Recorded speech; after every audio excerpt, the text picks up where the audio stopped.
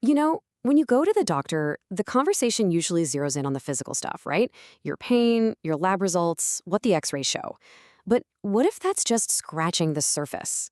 Today, we're diving into the hidden factors that really shape our health, the stuff that makes each of us a whole patient, not just a diagnosis on a chart. So think about it like this. The traditional approach, it's really good at focusing on symptoms. It's effective, for sure, but sometimes it misses the bigger picture. Then you have the psychosocial approach, which zooms out to look at the whole person, your mind, your life, your world. And trust me, that shift in perspective can change absolutely everything. So here's what we're going to cover. We'll start by looking beyond just the physical symptoms. Then we'll unpack something called the biopsychosocial model. From there, we'll explore how your mind and your world impact your health, and we'll wrap it all up with a really powerful case study. All right, so first things first, we have to start with this really fundamental idea. A patient is not a car engine. You can't just fix a biological problem without considering the person who's actually living in that body, right? Their thoughts, their feelings, their life, it's all part of the package. And this quote just says it all, doesn't it? A person's health isn't just biology class. It's this complex mix of who they are, where they come from, and who they have around them. If you ignore all of that, you are missing like 90% of the puzzle. So if the old model of just looking at the body is incomplete, what's the fix? Well, there's a much bigger, more complete framework that modern healthcare uses to get the full story. Okay, before we go further, let's just quickly break down this word, psychosocial. It sounds complicated, but it's not. Psycho is just short for psychological, your mind, your emotions, your behaviors. And social is all the external stuff, your family, your job, your income. It's simply about how our inner world and our outer world team up to affect our health. And here it is, the biopsychosocial model. What I want you to notice is how these circles aren't separate. They overlap. Your biology, your psychology, and your social life are constantly talking to each other, influencing each other. That sweet spot in the middle, that's the whole person. So let's lay it out. You've got the biological, the actual disease, the injury, your genes. Then the psychological, things like your stress levels, your beliefs, how motivated you feel. And finally, the social, your support system, your culture, how much money you make. And here's the key thing you got to remember. A change in one of these areas is going to send ripples through the other two. Guaranteed. All right, let's really dig into the first piece of this puzzle, the psycho part. We're going to explore just how deep the connection between our minds and our bodies really is. It's pretty amazing. Let's talk about stress. We all know what it feels like. But when it becomes chronic, when it just never lets up, it's not just a feeling anymore.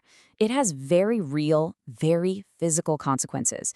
We're talking about a weaker immune system, slower healing, and a higher risk for major health problems like high blood pressure and diabetes. And this is a perfect real-world example of that. You could have two people with the exact same mild foot injury, but the one who's dealing with constant stress at work, they can literally feel more pain. Their brain is actually cranking up the volume on those pain signals. And it's a very similar story with anxiety and depression. Anxiety, just like stress, can make pain feel way more intense. And depression, well, depression can be a huge roadblock to recovery. It just drains away the energy and motivation you need to stick with a treatment plan, go to appointments, or even believe you can get better. And the impact is huge. This isn't just about feeling sad. These conditions change your actions. A patient struggling with depression is far more likely to skip that critical follow-up appointment or just give up on their care plan, which can seriously derail their physical healing. Okay, so we've looked inward.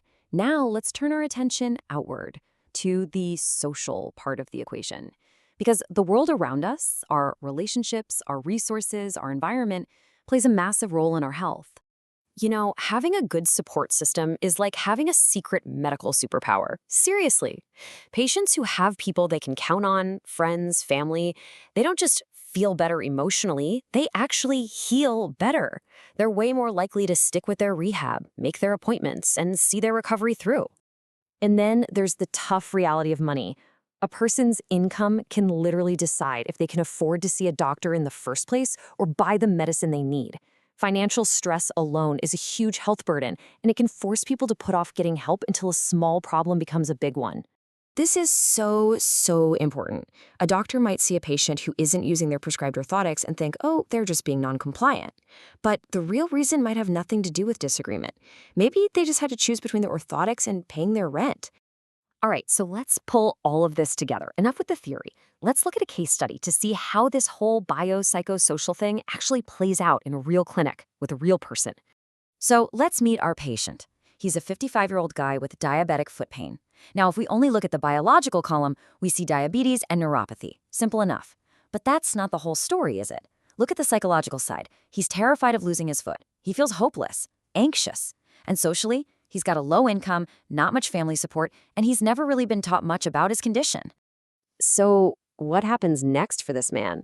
Where does his story go from here? Well, his future isn't just going to be decided by his blood sugar levels. It's going to be decided by whether his doctor sees only a foot or sees the worried, financially strapped, unsupported human being attached to it. And you can see there are two completely different roads he can go down. If all those psychosocial factors are ignored, what happens? He probably won't follow the plan, he'll miss appointments, and his foot will get worse. But what if the doctor addresses those things? What if they reassure him, educate him, find a treatment he can afford, and get his family involved? The entire story changes. So what's the payoff for taking this approach? It's huge. The patient actually follows the treatment plan. They start to trust their doctor. And the most important thing? They get better. Their health outcomes genuinely improve. So what should we take away from all this? Well, first, remember that your health is never just about your body. It's this blend of your mind and your world. That's why two people can get the exact same diagnosis and have totally different journeys. When doctors get the whole picture, they just make better decisions. And really, this is what person-centered care is all about. When you boil it all down, it comes to this. Good healthcare isn't just about science. It's about science plus humanity. It's about having the best medical knowledge, but also having the compassion to see and treat the whole person.